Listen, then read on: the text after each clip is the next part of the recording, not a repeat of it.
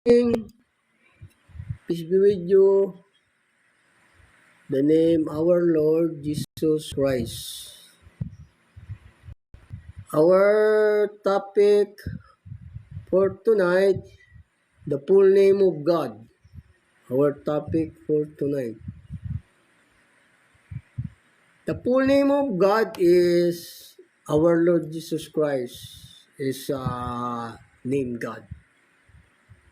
Same God and the same Father and Son is name. Same about this, the name of God. The name of God is the only one.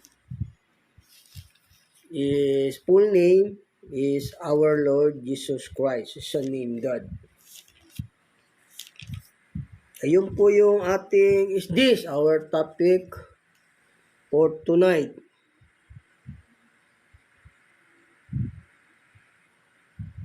Na yan po yung ating paksa, yung ang pangalan ng Diyos ay ang Jesus Christ, ang ating pangalan ng Diyos. Yun po yung ating paksa.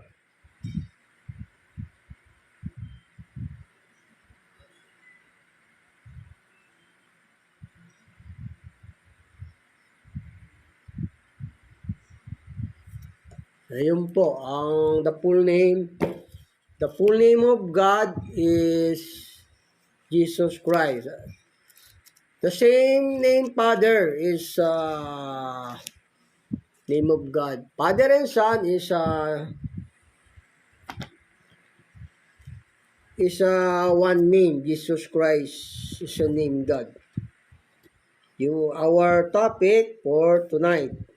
Ito pong sabi ng banal na kasulatan dito sa Isaias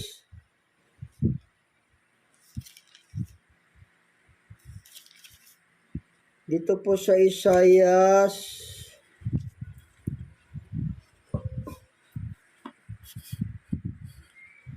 sa Isaias 9:6.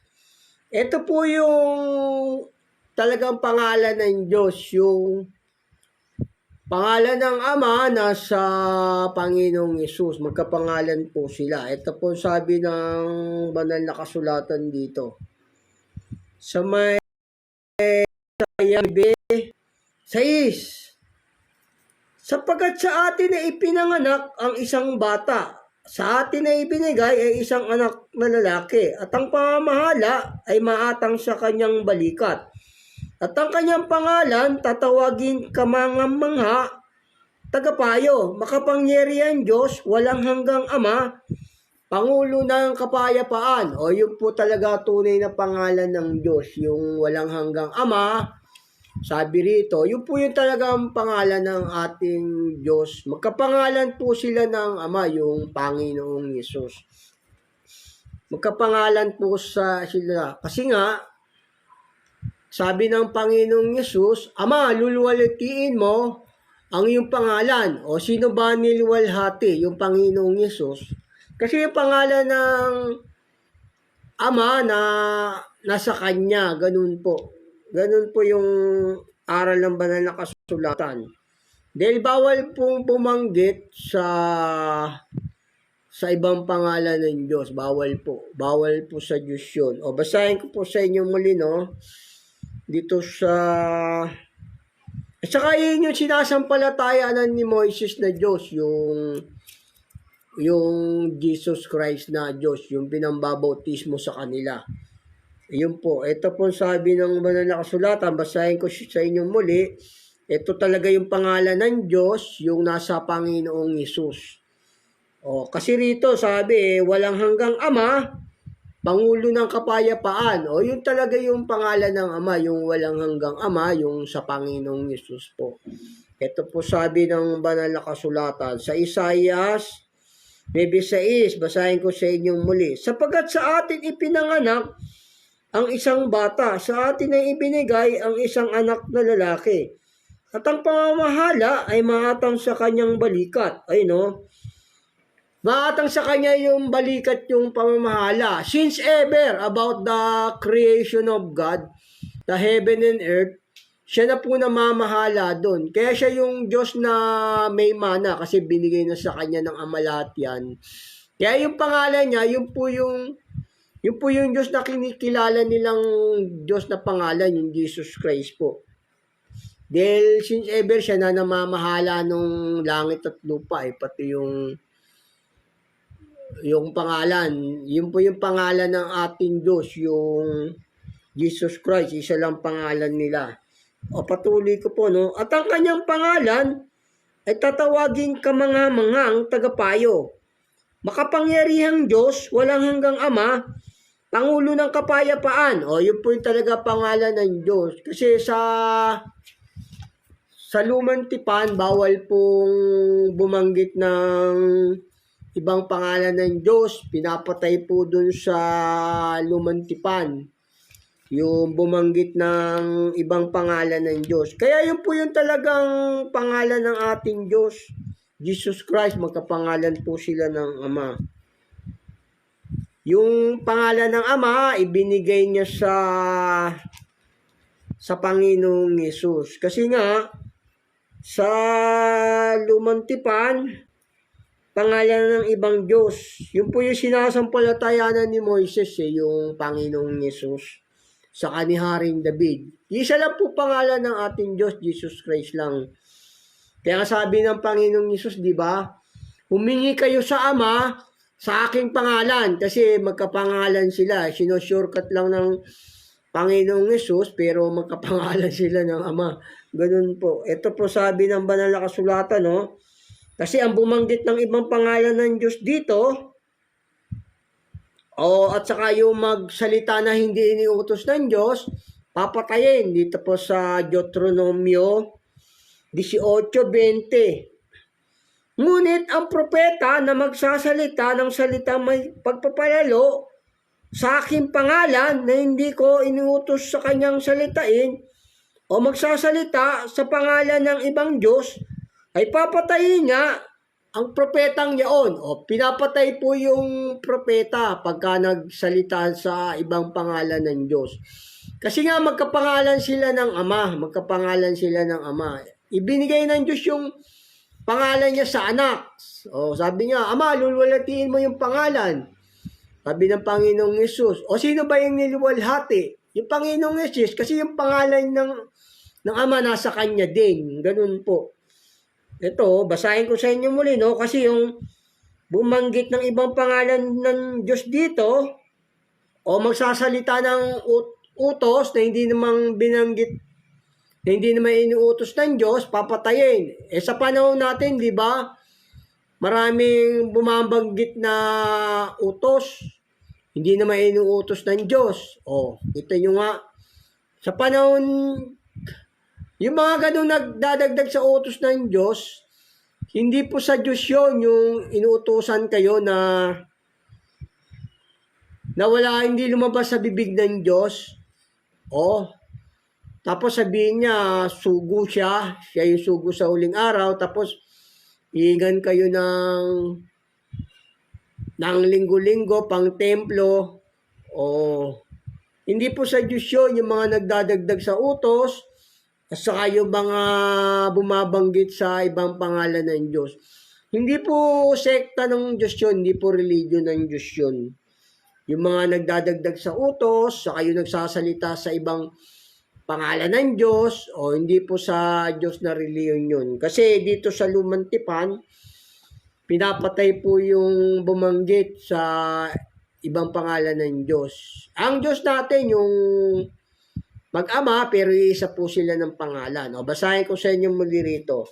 Dito sa Deuteronomio 18:20. Ngunit ang propeta na magsasalita ng salitang may pagpapalalo sa aking pangalan na hindi ko iniutos sa kanyang salitain o magsasalita sa pangalan ng ibang Diyos, o kita nyo, magsasalita sa ibang pangalan ng Diyos, sabi rito, ay papatayin nga ang propetang iyon. O, pinapatay po yung propeta pag nagsalita sa ibang pangalan ng Diyos. Kaya ang Diyos natin, isa lang po ang pangalan nun, Jesus Christ lang, ganun.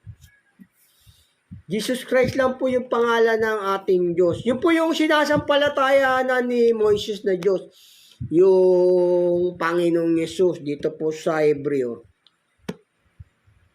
Siya po yung Diyos ng ating mga magulang, yung Panginoong Yesus. Yun po yung sinasampalataya ni Moises na Diyos, yung Panginoong Yesus. Ito po sa sa may dito po sa Hebreo 11 24 hanggang 26. Sa pananampalataya nang lumaki na si Moises, ay tumangging siya ay tawaging anak na babae ni Paraon. At pinili pa na siya ay tampalasanin na kasama ng bayan ng Diyos, kaysa magtamo ng nagsisikupas na kaligayahan sa pagkakasala, na inaring malaking kayamanan ang kadustaan ni Kristo. O inaring malaking kayamanan ang kadustaan ni Kristo. Tayo rin sa panahon natin, di ba? O di ba, masabi rito kung kayo mapintasan na Kristo, o mapapalad kayo dahil ang espiritu ng kaluwalhatian o ay sumasa inyo.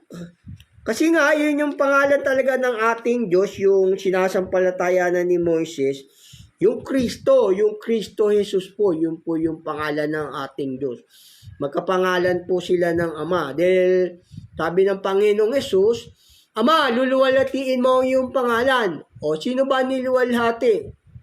Ang pinaluluwalhati ron, di ba, yung pangalan? O, sino ba yung luwalhati? Ang Panginoong Yesus. Sabi ng Ama, niluwalhati ko na at muli kong luluwalhatiin. Kasi magpakapangalan sila. Yun yung sinasampalatayanan ni Moises na Diyos. Yung Kristo.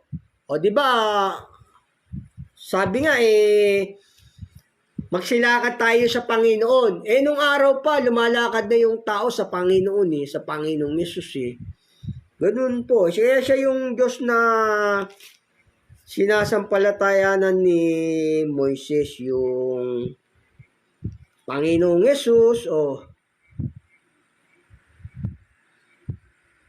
Siya po yun. Ito sabi po sa basahin ko sa inyo muli, siya yung para maintindihan nyo ang sinasampalatayanan ni Moises na Diyos sa lumang tipan, yung Panginoong Yesus. Dito po sa sa Hebreo 11:24. Sa pananampalataya nang lumaki na si Moises, ay tumangging siya'y tawaging anak na babae ni Paraon.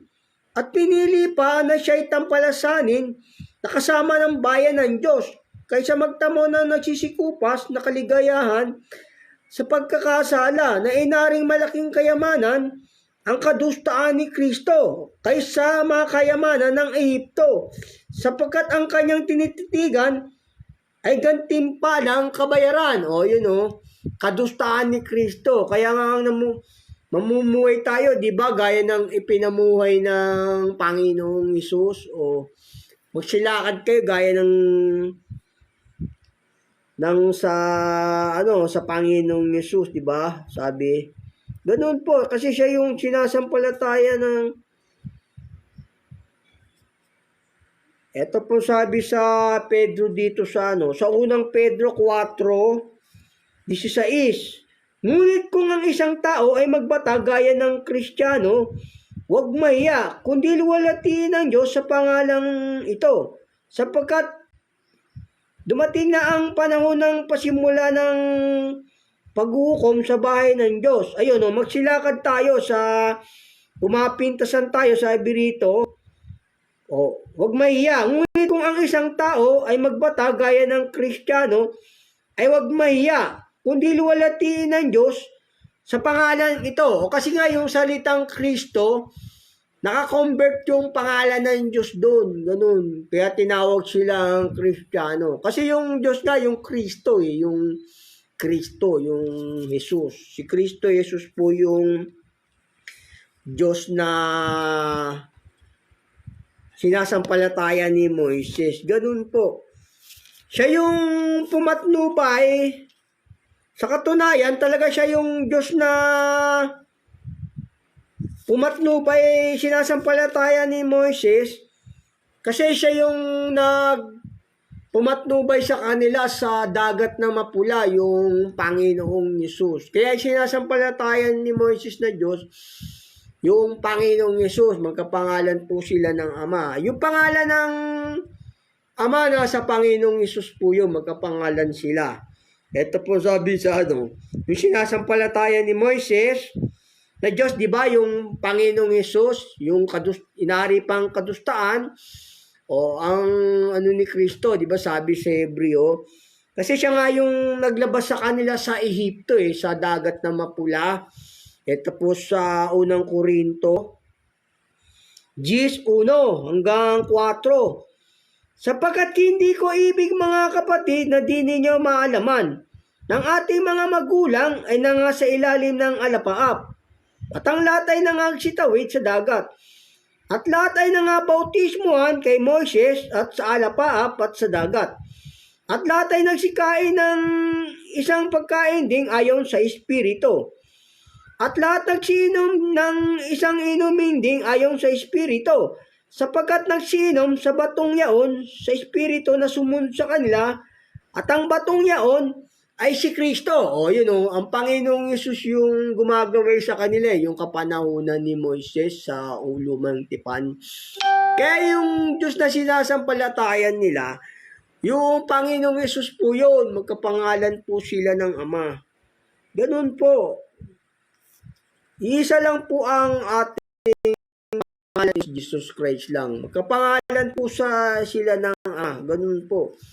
Kasi minigaling ng Ama na ang buong kapuspusan ay manahan sa Kanya. Kasi yung sanlibutan, saka lahat ng nilalang ng Ama, sa Kanya yun, sa Kanya din lahat yun. Pati yung pangalan, ibinigay sa Kanya. Ito po sabi ng banal na kasulatan, dito po sa Colosas. Sabi rito sa Colosas dito. Dito sa 1:9 ng 1:19 ng Colosas, sapagkat minagaling ng Ama na ang buong kapuspusan ay manahan sa Kanya. Nanahan sa Panginoong Yesus yung buong kapuspusan ng Diyos.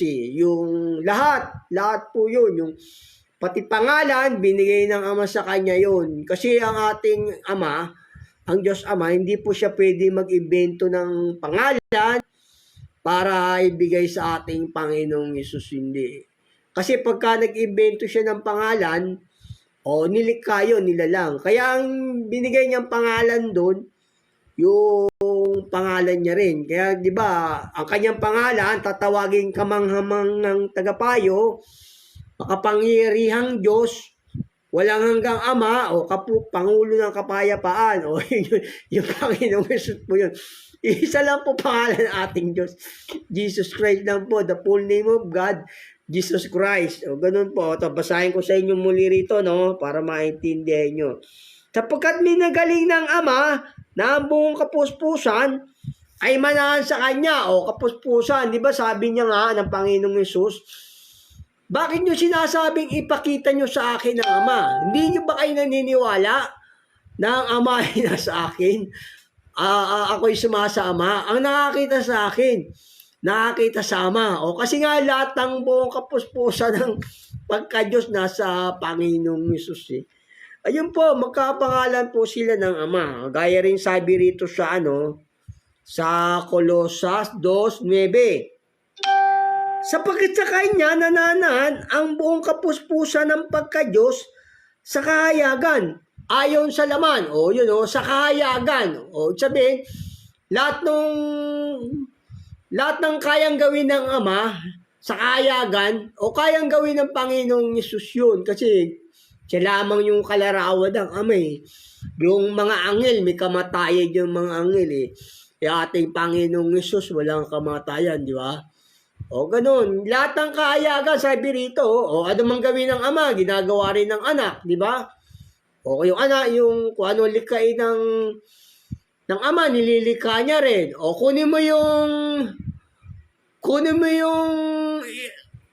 yung salapiro sa bibig ng isda na makukuha mo, o di ba? O nilikha niya yun, di ba? O kinuha niya. O hindi siya nagmolde ng pera, nandoon na sa isda, o nandoon na sa isda yung pera, o pinambayad sa buwis, o nilikha niya yun eh. Malala lang yung ating Diyos, iisa lang yung pangalan nila.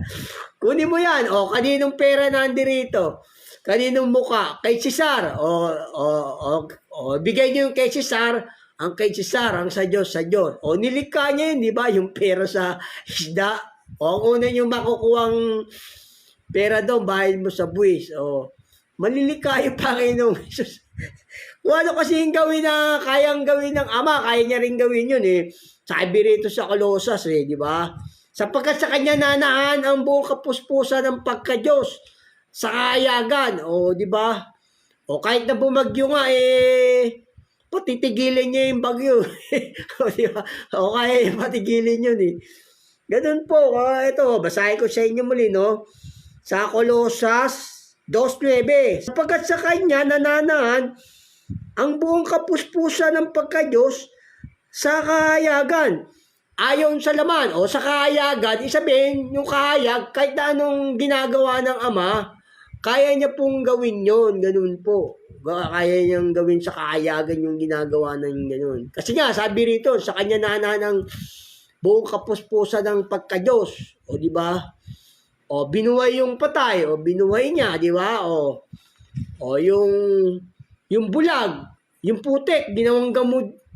Yung putik sa lupa, pinadilat yung mata ng bulag. O di ba?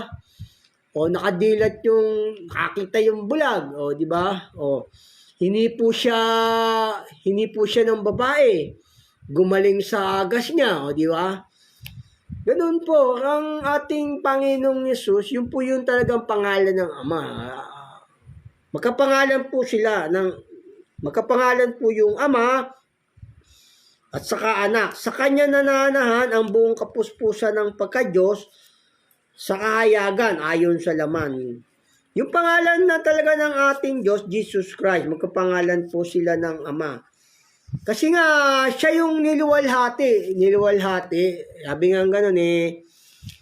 Ito po sabi ng banal na kasulatan dito. Sabi sa banal na kasulatan, dito sa 13. Ito po sabi sa 13. Ang niluwalhati, no, yung Panginoong Yesus, kasi yun ang pangalan ng Ama eh.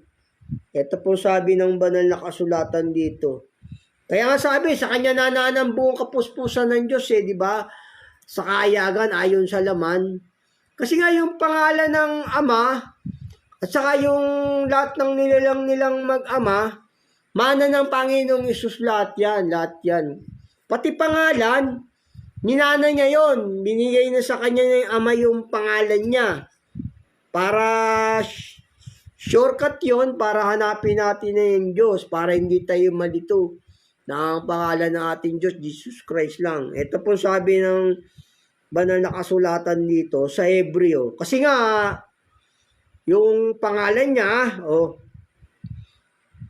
yun din minana niya sa Ama. Ito po sabi rito sa sa Hebreo, iniingatan niya yung mundo sa yung mga tao sa pamagitan ng kanyang kapangyarihang salita. Ganun po. Ito, pati yung pangalan, minana niya sa Ama. Ito po sabi ng banal na kasulatan dito sa Hebreo 1:3. Palibasa siyang sinag ng kanyang kalwalatian. Sinag ng kanyang kalwalatian. Sabihin kung ano yung kalwalatian ng Ama, ganun din yung kanya. Pareho sila. Kung ano kayang gawin ng Ama, kaya niya rin. At tunay na larawan ng kanyang pagka-Diyos. At umaalalay ng lahat ng mga bagay sa pamagitan ng salita ng kanyang kapangyarihan. O umaalalay lahat ng nilalang ng Ama, ng kanyang magawa na ang paglilinis ng mga kasalanan ay lumuklok sa kanan ng karangalan sa kaitaasan. O yun, o.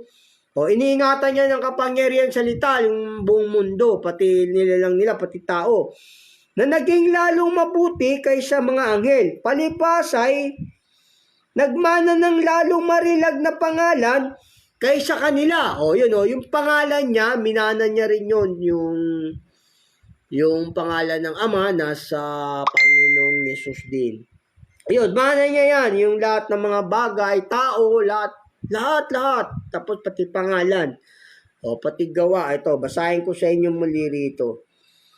Sa 1:4, na naging lalong mabuti kaysa mga anghel. Palipas ay nagmanang ng lalong marilag na pangalan sa kanya. Kaysa kanila. O, kita nyo nga, mana ng Diyos yan ng Panginoong Yesus. Yung mga tao, yung mga pangalan. O, mana niya yan sa Ama. Kaya ang kilala nilang Diyos doon, sinasampalatayanan nila ni Moises yung Panginoong Yesus yun. Kasi minana ng Panginoong Yesus yung lahat ng mga bagay, pati tao, pati pangalan, ganun po. Kaya nga sabi nga ng Panginoong Yesus, ang nakakita sa akin, nakakita sa Ama. Bakit nyo sinasabing ipakita nyo sa akin ang Ama? O kita nyo, kasi lahat nga ng kapuspusan ng pagka-Diyos nasa Kanya. Nasa Panginoong Yesus, yung pangalan, yung kapangyarihan at gawa, o ganun po. Ganun po. Kasi mana niya yan, ito sabi sa banal na kasulatan. Mana ng Panginoong Yesus yung lahat ng nilalang, pati yung mga tao, pati pangalan. Magkapangalan po sila ng Ama. Sabi, di ba, minagaling ng Ama na ang buong kapuspusan ay manahan sa Kanya. O di ba sabi, o dito sa sa may mga awit 7, kasi mana niya na yan ng Panginoong Yesus. Ito po sa banal na kasulatan.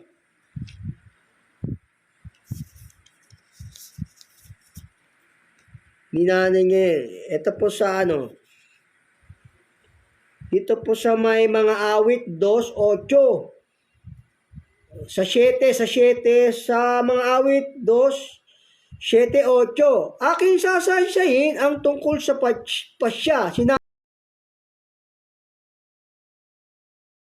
Pwedeng mag-ibento ng pangalan ng Ama na ibibigay sa Panginoong Yesus. Magiging nilikha yun, nilalang.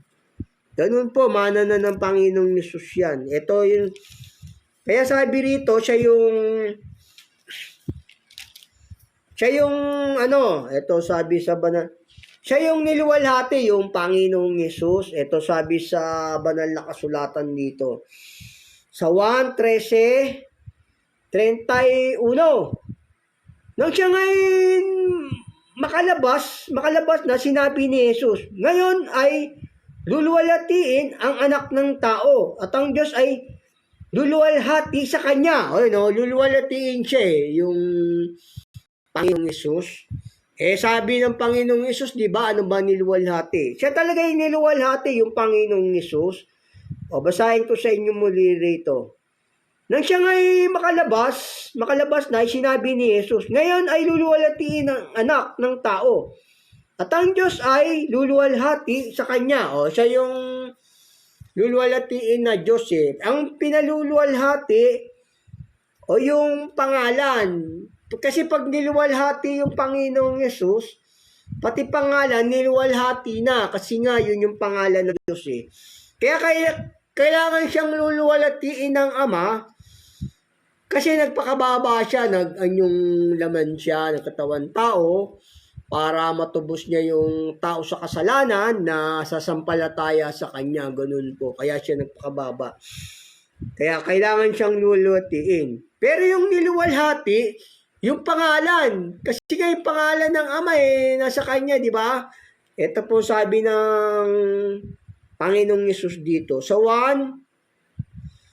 sa 1:2:78. Ama, luluwalhatiin mo ang iyong pangalan. O, kita nyo, nilulatiin yung ang tinutukoy dito, lulatiin ang iyong pangalan eh.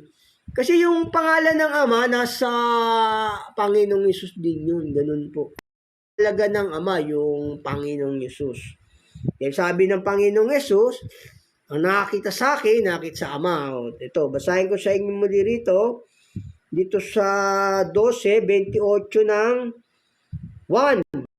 Ama, luluwalhatiin mo ang iyong pangalan. Dumating nga ang isang tinig na mula sa langit na nagsasabi, niluwalhati ko na at muli kong luluwalhatiin. O, di ba? Sino ba niluwalhati?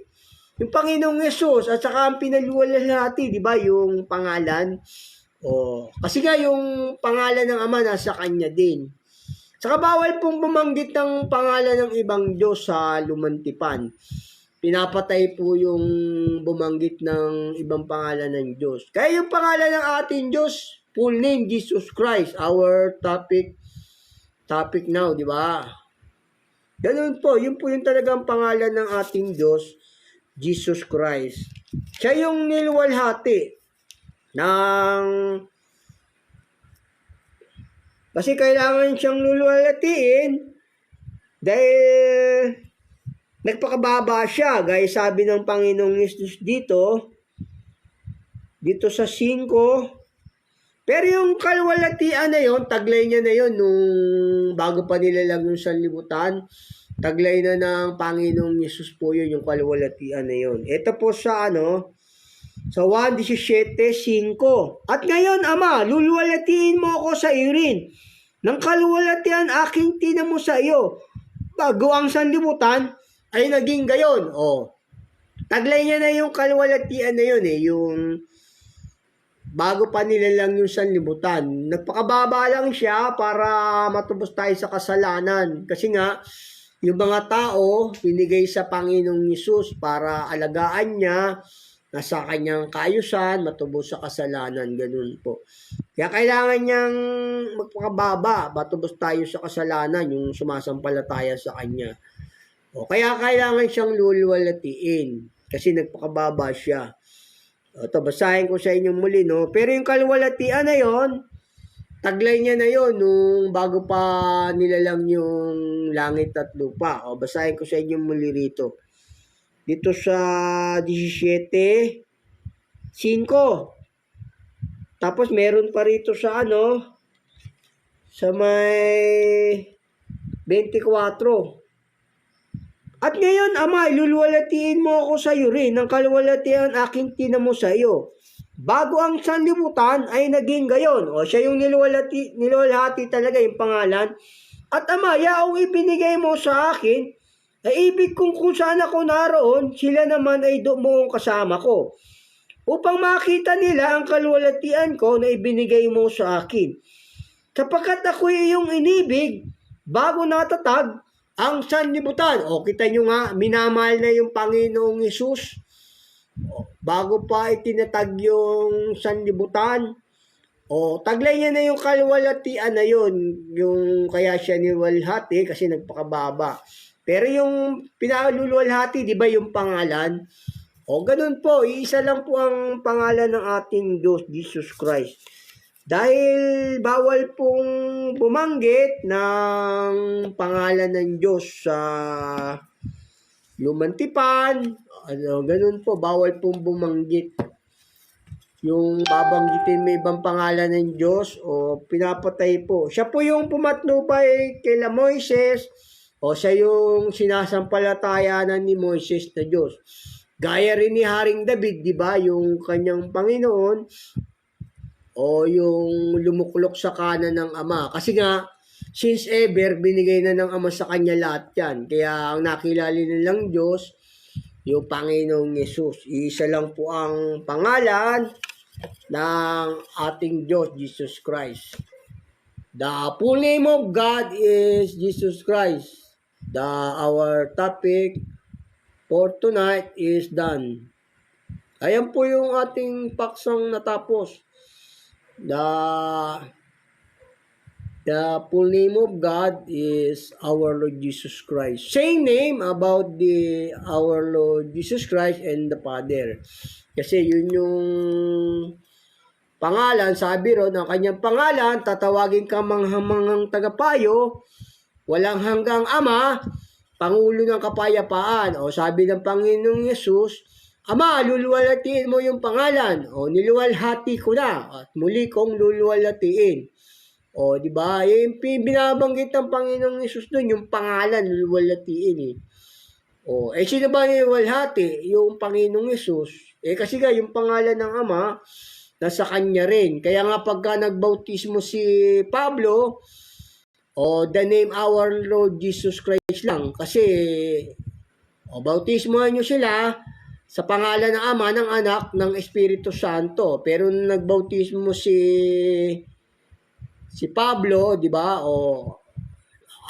Pangalan lang ng ating Panginoong Yesus. Kasi nga is the name God, Trinity.